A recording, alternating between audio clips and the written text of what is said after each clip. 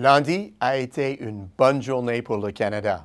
Après des mois de négociations laborieuses, les exportateurs ont appris à leur réveil la conclusion d'un nouvel accord commercial pour l'Amérique du Nord, l'accord États-Unis-Mexique-Canada. Du jour au lendemain, les exportateurs se sont trouvés libérés de leurs principales préoccupations, ce qui a apporté plus de clarté au sujet de l'évolution de l'économie. Mais que signifie exactement ce nouvel accord pour le Canada? Voici ce qu'il ne signifie pas. Un sursaut immédiat des exportations. En dépit des droits tarifaires se imposer et qu'on menace d'appliquer et un contexte général d'incertitude, les exportations ont poursuivi leur lancée.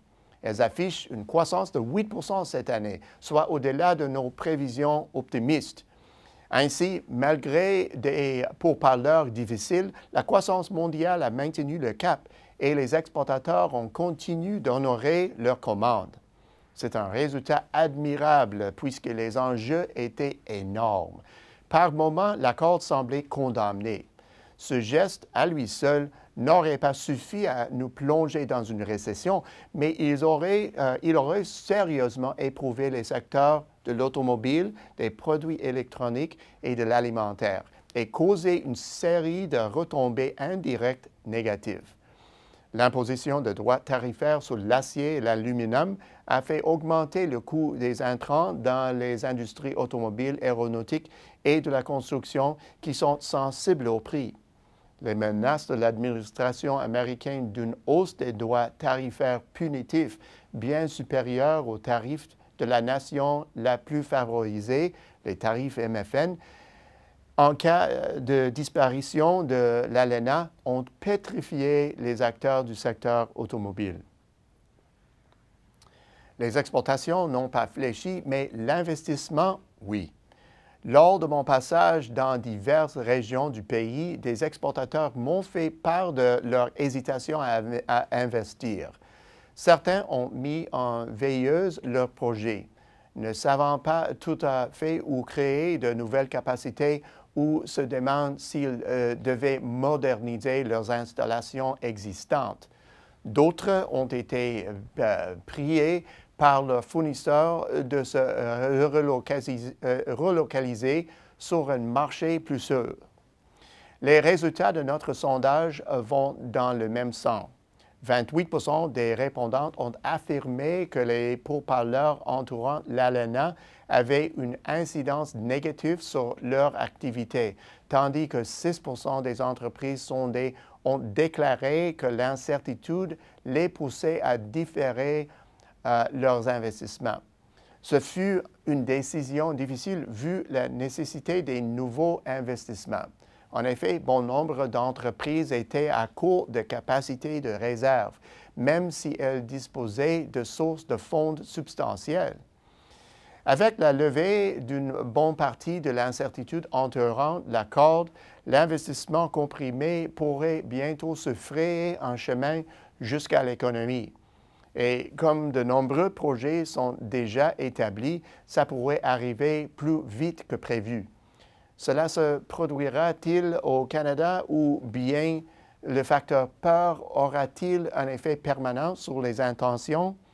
À ce stade-ci, l'augmentation du coût de la main-d'œuvre, des installations et de l'équipement aux États-Unis et en Europe devrait jouer en faveur du Canada.